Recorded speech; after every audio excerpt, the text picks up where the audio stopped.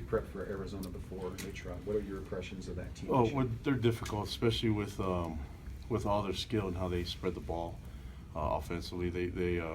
I think Rich Rod is able. He's seen every defense out there, and so they know how to attack you. And I think for us, it's a matter of executing and make sure that we're assignment sound, because that type of offense tests you with the ground and also in the throw game. So we have to be a disciplined defense in order to defend them. And defensively, they're a good team too. They have great coaching staff, and I've known that coaching staff for a long time now, and it'll be fun. What makes them such a good team offensively? Is it just the pace? The pace combined with the talent. They like I said before, they spread the ball around, and so it's a nice system, and you need a quarterback to know how to handle it, and they have two of them. So I imagine they're going to be difficult to defend, but I think if we do things as a team, offensively and special teams wise, we should be okay. We should be okay. You've had a lot of work, of course, to do over there, fall camp and everything. Have you thought about what it's going to be like to be back on the sideline for a game, BYU? I mean, I'm excited to coach, for BYU and be in this position. But once we get to game day, it's always been about the players and about the team. So I'm excited to watch them play. This is their team, and we're gonna have a lot of fans there. So I'm excited for the moment, but. This is not about me as a head coach. This is about our program, and I'm excited about our players, especially the seniors and the leadership that we've seen. I look forward to those guys leading this team into this first game. Have you studied film on both quarterbacks or prepared for both Arizona quarterbacks, or how have you kind of? Yeah, we're preparing for both. I mean, they it's just like Tanner and Taysom. They have their strengths and they have their weaknesses, but I think that they're really strong in that system that they run, and I think they're very similar in a lot of ways. One might throw better than the other, and might be a better runner, but it's been a long time since the bowl game, and so they've had plenty of time to improve, and I've seen players improve a bunch in a matter of weeks, and they've been given months. So we'll prepare for the best quarterback that can run and throw at the same time, and we'll see who shows up. Do you have team captains for this season? Yeah, we do. So offensively, we had Taysom Hill and Jamal Williams, and then defense was Kai Nakua and Harvey Langi. That's how the team voted, and it was that was a majority of the votes went to those four guys. We haven't seen the depth chart yet, but are there a lot of oars on there, or is it pretty solid? Yeah. I mean, because it's a changing thing, and the depth chart's never. I mean that's who takes the first snap, and so the game nowadays is with so many different subgroups and so many different things that we can do offensively and defensively. It's not going to be just once that depth chart's released, that's how it's going to be to the end. I mean, it's going to be changing. Our guys going to have to compete, and whoever's, depending on injury and performance, we'll kind of rotate guys around a little bit, but we want to put the best 11 on the field. That's every week. They got to compete. Any injury updates on Travis Tuiloma? Travis is going to be a game day decision. We have to wait and see. It's one of those things that's hard for me to say right now how it's going to work, but we have to plan to play without him, and if he is ready to go, then it'll be a bonus. What about Nick Kurtz?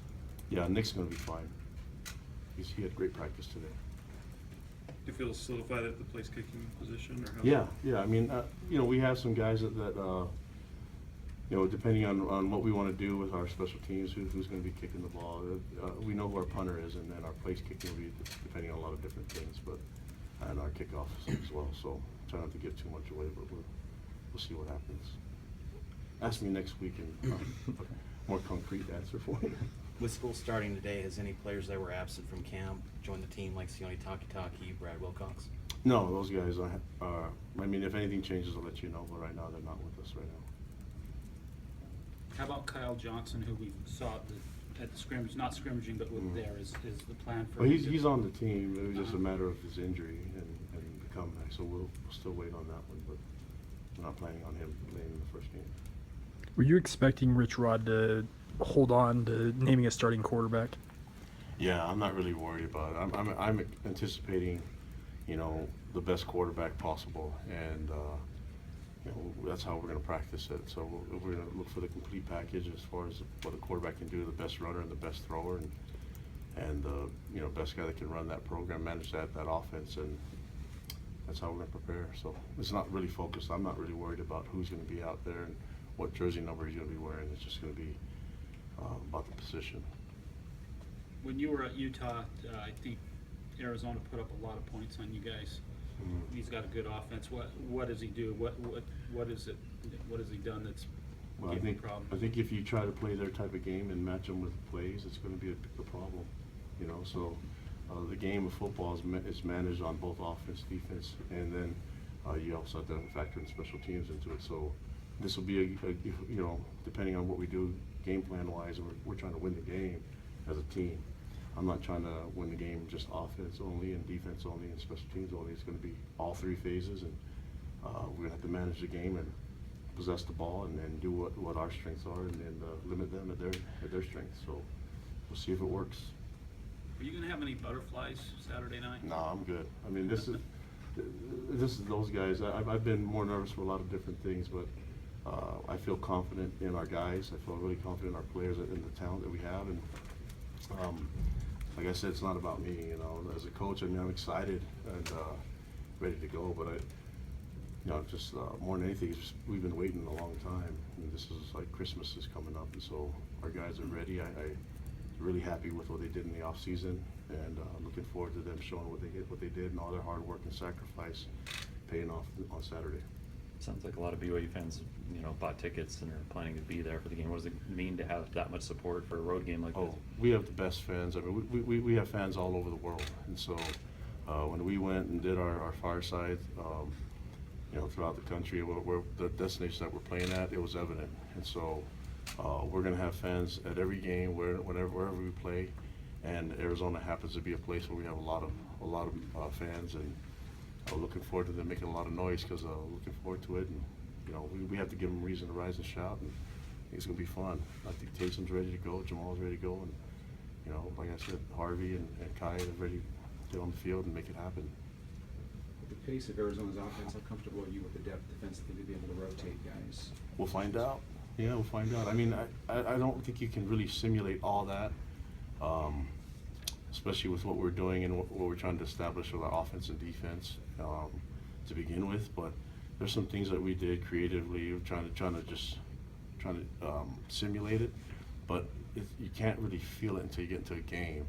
And so we'll have to test our depth, and our guys are going to have to step up and make plays. And I think they're ready for it, and we'll find out. I mean, I think if you just have guys a chance to just get out there and make plays and give them a chance to play, we'll find out if it works and find out if we have good depth or not. And that's the only way you can tell is in the game. I imagine, and I look at our talent, I think that we have good depth, but this experience going to be a big factor. I don't know. We'll see. Some guys can just step in there and with not a lot of experience and flourish, and others it takes them a while. So we'll have to assess it after all that's said and done. I hope that makes sense. I'm hoping we have great depth in every position. Did you decide on that corner spot opposite Michael Davis yet, the starter? Troy Warner would be the starter there, and we'll have. We mentioned about the depth. We're going to need more than just 11 guys on defense. So you're going to see a high number of players on the field, depending on what they're doing and how successful we are getting them off the field. So if our guys are tired, we're going to have to go into our depth. If it's going well, then we probably won't have to. Have you watched a lot of Boise State film to try and predict what you're going to see from Arizona's defense? A little bit, yeah. I mean, Marcel's a good coach, and he's been. I mean, he's done a lot of things over the years. And same thing from them. They have to look at what we did at Utah and Oregon State, and even Utah State. Some of the things that we've done in the past, and that's just how football is. And sometimes people do some studies and find out that they have better talent in a different scheme, and may even change the scheme up, in fall camp. So, he's a great coach, and they have a great coaching staff. But they'll be ready, and they'll have some new things for us that we weren't anticipating. But it goes right back to them too. Who's going to be your returning kicks and punts? That'll change up. The Jurgens brothers will be back there. You can see Aleva Hefel back there returning some, and Jonah Trineman, and Matt Hadley will be a returner as well. So Micah Hanneman can return punts. So a bunch of guys. I just named 6, I think. So, You feel like there's a big advantage, kind of the unknown. They don't really know what the plan for you guys, and you've coached against Rich Rod for quite a few years now. yeah, but I mean, I don't know how much surprise it's going to be. I mean, they're preparing for everything. They're watching film. They're seeing and they're hearing some of the stuff that you guys are leaking out, you know, and I'm sure they're preparing for all of it. And then I as a coach, you try to prepare for everything, even stuff that you don't know if they even have it, but you're just going to prep for it. And so defensively, we're doing that for their offense, and offensively, we're doing that for their defense, and special teams the same thing. So that's the fun of game one. Is you don't know what's going to happen, and there'll be a lot of adjustments made during the game from the first series to the next, and that's you know why we have a great coaching staff, and they have to communicate with their players, and we'll see who can make the best adjustments during the game. As an independent, you have to play the schedule, tough opponents in September, but as a coach, do you kind of wish you had a cupcake to jump into right off the bat, or? No, it's football. I think a lot of people, the cupcake thing really worries you as a coach because you're supposed to win, and sometimes you feel like, okay, what's the point of it?